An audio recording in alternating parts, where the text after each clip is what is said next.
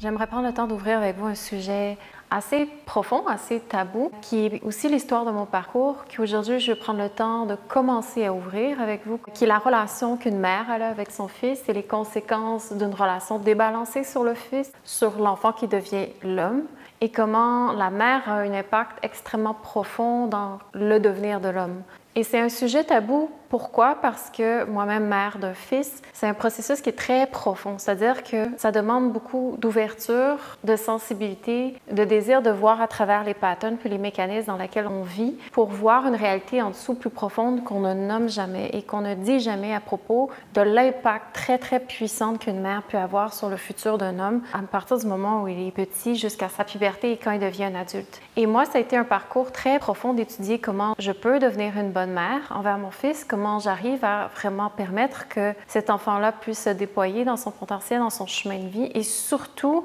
tout ce que les mères vont faire de manière générale en relation avec leur fils. C'est ça que moi, c'est un cri du cœur que j'ai besoin de commencer à ouvrir avec vous parce que c'est une vérité qu'on ne parle jamais. Essentiellement, si on prend un recul, la mère en relation avec son fils, c'est comme si c'est Dieu. Il n'y a pas de relation en principe masculin qui est plus puissant qu'une mère en relation avec son fils. On s'entend qu'elle ne se retire pas de ce pattern-là dans lequel elle est prise. Donc, c'est vraiment une relation extrêmement profonde qui remonte jusqu'au berceau de l'humanité qu'une mère, à travers son fils, va voir toutes ses espérances, tous ses désirs les plus profonds vont pouvoir être amenés dans la puissance du principe masculin qui est supposé de conquérir, qui est supposé de bâtir, de créer un monde, d'accomplir quelque chose. Et on ne parle jamais de ça, mais la fonction de l'homme en tant que tel, du principe masculin, c'est vraiment d'arriver à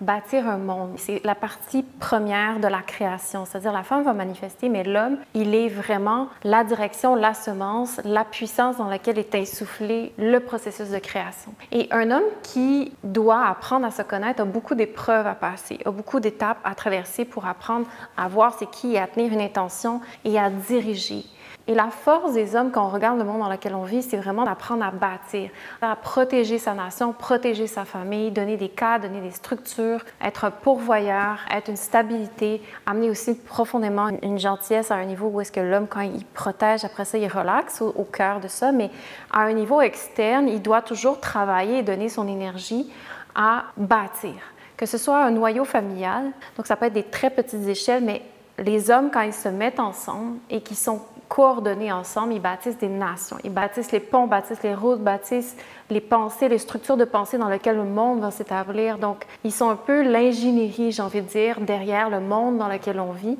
peu importe l'échelle à laquelle on le conçoit. Donc, ils ont vraiment un rôle d'aller à la guerre ou d'aller se battre tant si longtemps que cet ordre-là ou cette stabilité-là ou cette quiétude-là dans laquelle une civilisation, une nation ou à plus petite échelle, une famille n'est pas établie. Donc, c'est vraiment une fonction de bâtir, structurer et diriger.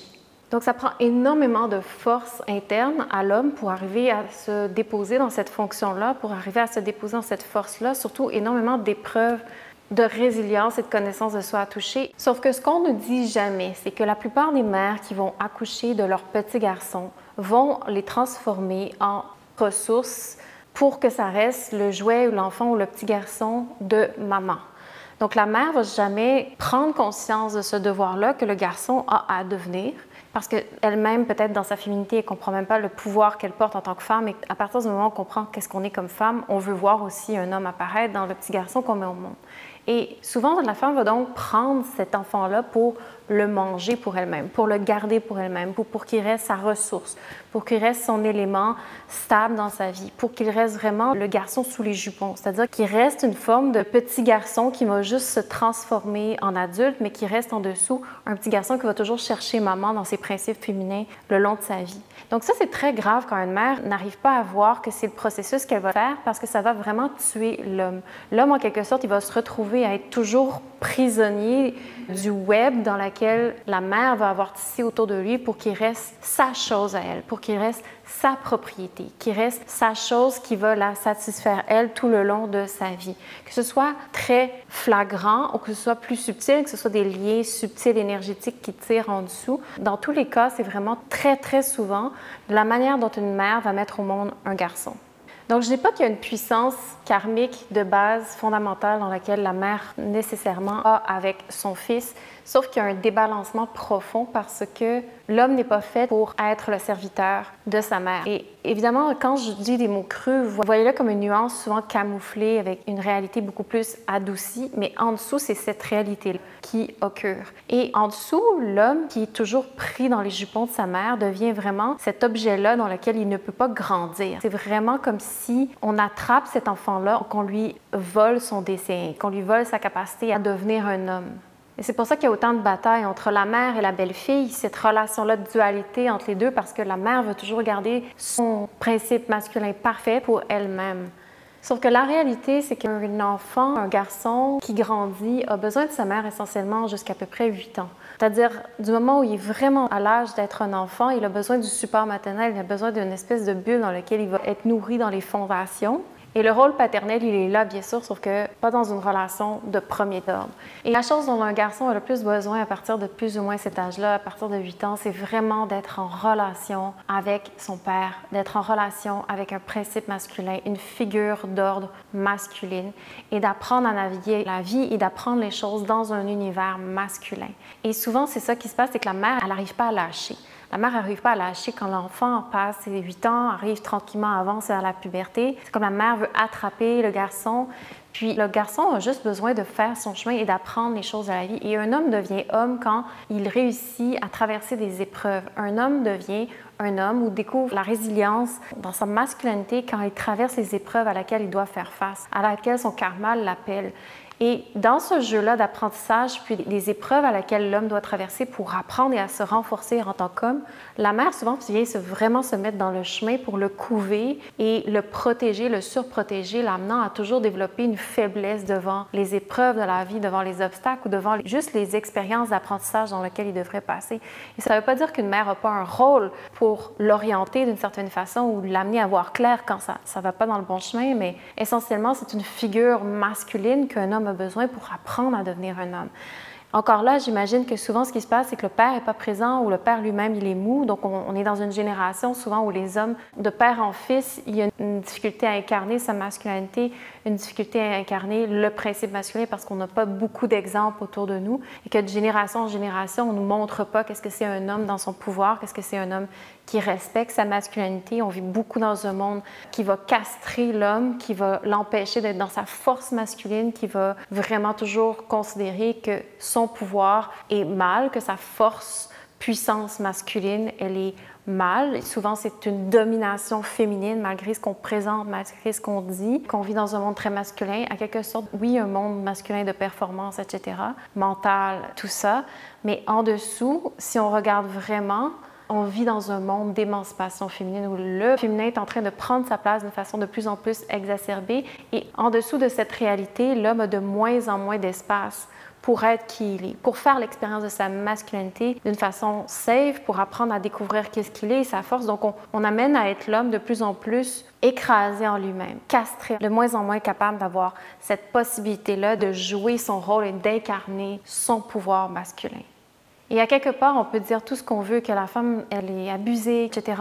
À un certain niveau, je ne veux pas enlever les traumatismes qui sont là dans le niveau féminin à plein d'égards. Sauf qu'il y a un traumatisme chez l'homme aussi qui est très profond aussi, c'est qu'il ne peut rien dire, il ne peut rien faire, il ne peut pas s'avancer, il ne peut pas respecter son énergie primale. Quand je dis énergie primale, je ne parle pas juste de sa pulsion de libido sexuelle, mais je parle vraiment son instinct en tant qu'homme. Donc, on est constamment en train de l'écraser, de le réprimer dans sa nature. Et deep down,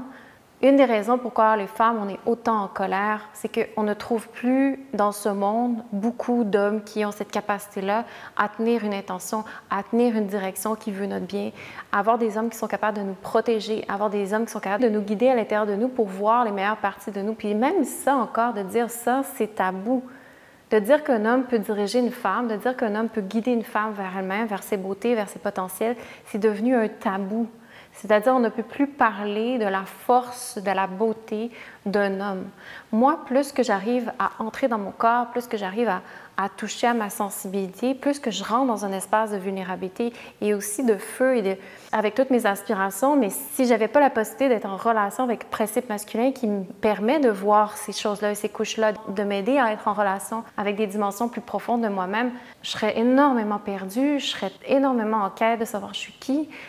Le principe masculin et le principe féminin sont faits pour fonctionner ensemble en synergie et c'est quelque chose qu'on a perdu de vue. Et mon point, c'est de revenir à la relation de la mère avec son fils, c'est qu'il y a une conséquence extrêmement grave quand la mère décide de mettre au monde un petit garçon pour le garder pour elle-même. De mettre au monde un garçon pour le garder vraiment comme étant sa ressource. Et mon Dieu que moi, partout autour, je regarde des exemples, ma mère avec mon frère, le père de mes enfants, sa mère, c'était que ça. Donc, de voir partout autour, ce ne sont que ces exemples-là qu'on voit des hommes mous, des hommes pris dans les jupons de sa mère, peu importe l'âge qu'il a, il peut être âgé. Il n'en reste pas moins que c'est comme la relation est toujours celle qui prévaut et qui tient en otage l'énergie créative de l'homme. Et l'homme n'apprend jamais à se déployer dans sa force. Et ça,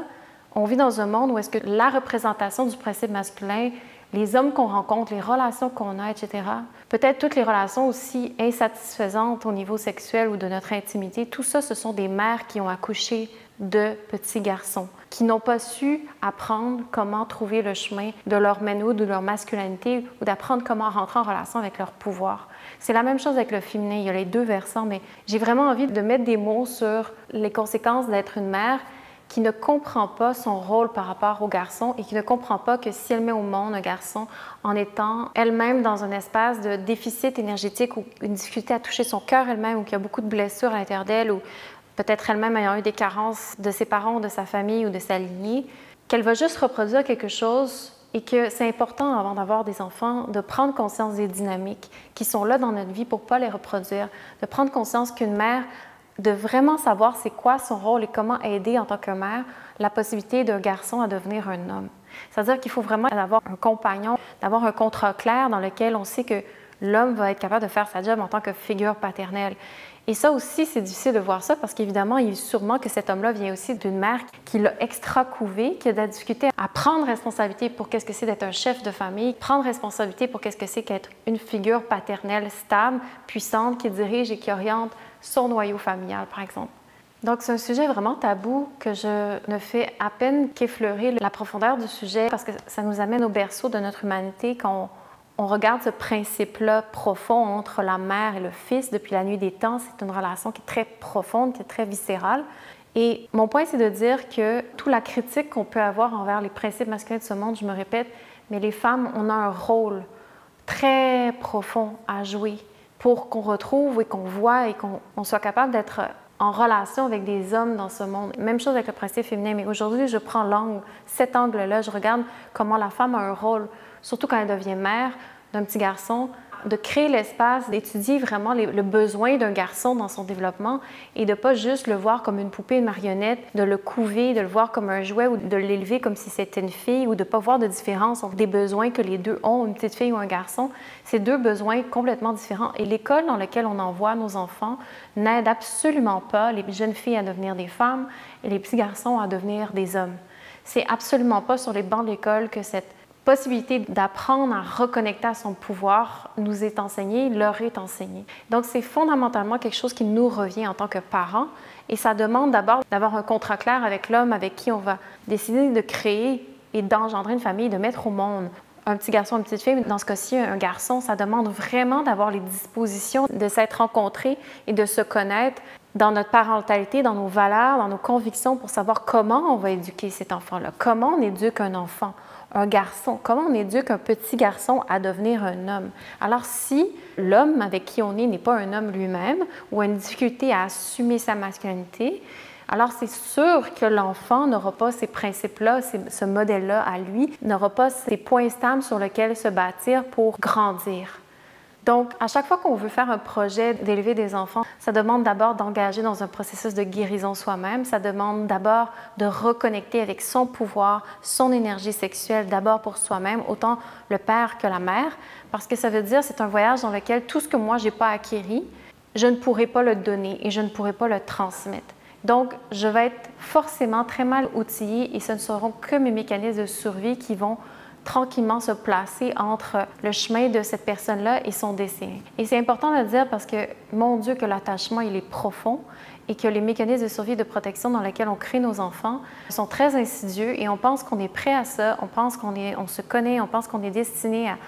Mais il manque souvent beaucoup d'étapes pour se connaître et se savoir et ça a des conséquences profondes dans la relation à notre sexualité, à notre intimité, à la façon dont on va aller chercher nos partenaires après ça dans notre vie quand l'enfant devient adulte et tous les patterns, des blessures et des relations amoureuses, les relations dans lesquelles on va se retrouver après et souvent justement toutes ces relations-là toxiques qu'on voit de plus en plus entre les hommes et les femmes souvent viennent d'un débalancement profond entre la mère et son fils dans une relation qui est déjà là débalancée, ou même chose avec le père, etc. Et c'est important de le dire parce que si on ne nomme pas ça, je sais que beaucoup vont être choqués par tout ce que je viens de dire, sauf que moi, j'ai besoin de le nommer parce que j'ai eu un fils, j'ai eu une fille, j'ai étudié ça en profondeur, je me suis étudiée en profondeur, j'ai vu mes limites, j'ai vu mes compensations. Bien que j'ai encore à étudier, je suis capable aujourd'hui de mettre des mots, de regarder la situation qui se passe autour. Et si personne ne parle de cette réalité-là, alors on n'ouvre jamais une porte de conscience pour améliorer le monde dans lequel on vit, pour prendre conscience des patterns en dessous de l'expérience humaine qui sont bien réprimés, ces énergies-là de dépendance affective et de déficit énergétique qui font que les enfants qu'on met au monde ne sont plus des êtres en devenir à pouvoir grandir dans un univers où est-ce qu'ils ont le chemin devant eux pour explorer, qui sont et braver les épreuves de la vie, mais sont plutôt des personnes qui sont prises avec un web dans lequel les parents ont créé, déjà tissé et façonné le chemin dans lequel l'enfant va devoir se squeezer et se mettre très petit et devoir vivre un karma qui va devoir répondre et sauver toujours aux grippes que les parents ont mis. Évidemment, ça, je le répète, mais c'est très, très, très, très subtil, c'est énergétique, mais c'est partout. C'est partout, c'est omniprésent. Les hommes ont du mal à être des hommes, bien qu'ils viennent de bonnes familles, bien que le contexte peut-être semble riche et, disons, au niveau matériel, etc. En dessous, il y a toujours des patterns très, très souvent de carence affective, etc., qui fait que l'homme n'arrive pas à se décoller de l'énergie de la mère. Et ça a des conséquences. Et pour moi, aujourd'hui, j'avais besoin d'ouvrir une porte par rapport à ça, d'ouvrir cette possibilité de prendre conscience sur les schémas qui sont là en dessous et peut-être que ça vous donne des pistes de réflexion sur votre propre relation à votre mère, les propres relations avec les hommes dans votre entourage, votre propre relation à comment vous avez besoin de nourrir votre sexualité, de nourrir toutes sortes d'univers dans vos relations interpersonnelles et que les débalancements qu'on vit dans notre vie, souvent, ça demande de revenir dans les premiers principes féminins ou masculins de notre vie, soit le père et la mère, pour comprendre nos failles, comprendre nos blessures, comprendre nos dépendances affectives, comprendre nos faiblesses, comprendre nos limitations. Et ça, c'est un voyage de guérison profonde, mais qui est accessible à chaque personne, surtout quand on décide de vouloir s'intéresser à la réalité et aux dimensions plus profondes de notre humanité.